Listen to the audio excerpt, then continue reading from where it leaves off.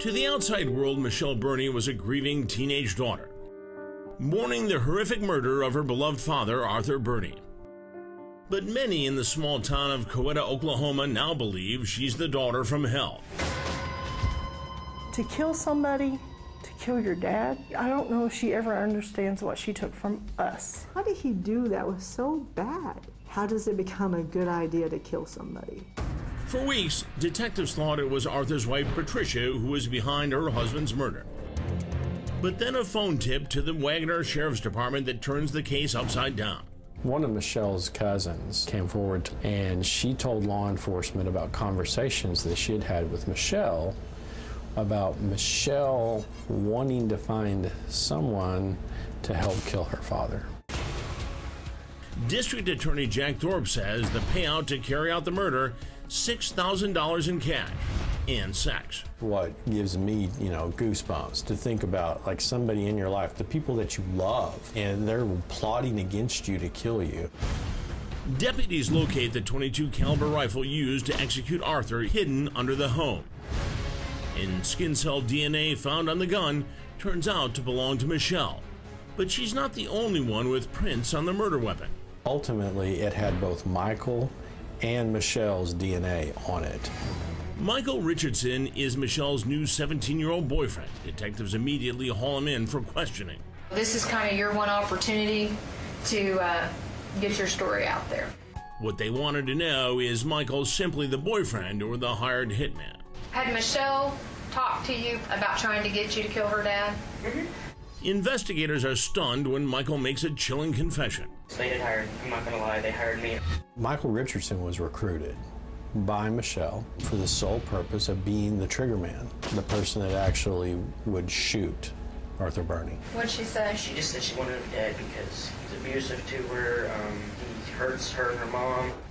Michael claims Michelle tricked him into murdering Arthur by claiming he was an evil, abusive monster. Then did you fire the shot? Yeah. How many shots did you fire? According to the evidence, they ended up having sex the night after Michael had killed Michelle's father.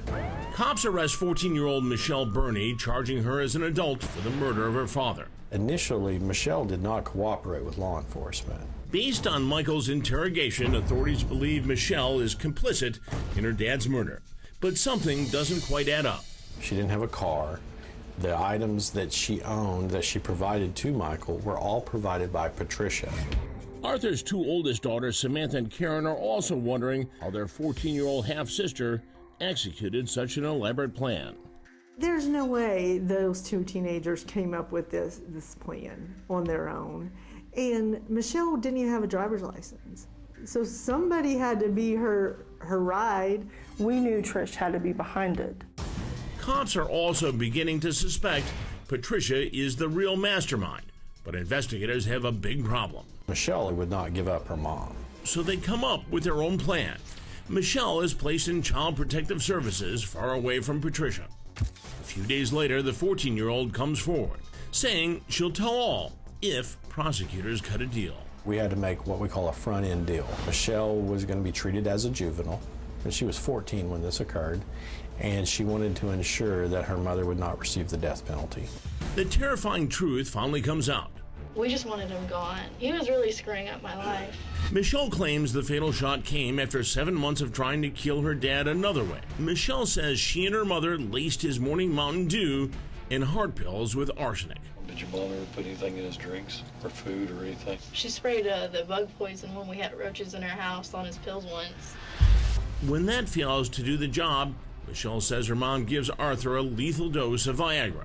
How many Viagra are we talking about? 5 or 6. Didn't do none to him. Watch closely as the 14-year-old actually yawns when she tells investigators what she and her mom were hoping for when they gave Arthur the Viagra, and it certainly wasn't to arouse him. They were intended to kill him? It was clear that they weren't able to pull off the murder themselves, so they sought somebody else out to help them. Prosecutors believe it was Patricia who planted the seed in Michelle's mind to hire a hitman to kill her father. She arranged the killing of her husband, and she used her daughter and her daughter's boyfriend to do it.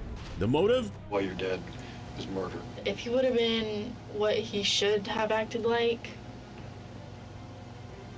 this would have never happened. What she alleged was Patricia's motive was that Arthur Burney was mean and abusive, but that we never discovered any evidence of that. District Attorney Jack Thorpe says the real motive, Patricia wanted to be single and needed Arthur's life insurance policy to start over, and Michelle simply didn't want to follow the rules. Arthur was strict, that he wanted his child to conduct, to do chores, to do well in school. Detectives swoop in and arrest Patricia Burney, charging her with murder. But Patricia says cops have it all wrong, claiming she's innocent. She points the finger at her little girl, Michelle. And what mother blames your child? I mean, there's been some bad mothers in the world, but to try to blame your kid for murder and let her take the fall pretty much tops it right there, in my opinion. A jury agreed. The jury came back about an hour after deliberating, and they came out with a sentence of guilty, first-degree murder, and life without parole.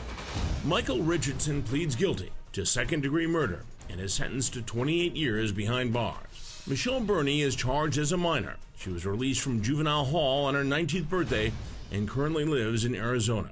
Do I feel justice was served? For Trish, yeah. And Michael, yes. Michelle, no.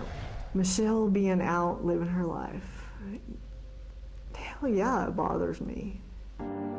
Arthur Burney's oldest daughter now takes their children and grandchildren back to visit their dad's favorite horse, Max. He's the one connection that allows them to feel their father's incredible spirit. I think about him every day, and I miss him every day, and I watch my kids and my grandkids miss him. He was loved, and he was needed, and he was good. And they took that.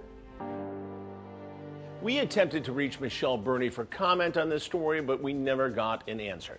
Now, we want to hear from you. Do you think Michelle got off too easy, or do you think she was manipulated by her mom and justice was served? Sound off right now on our Facebook page. I'm Chris Hansen. If you like this story, make sure you tune in every day to Crime Watch Daily.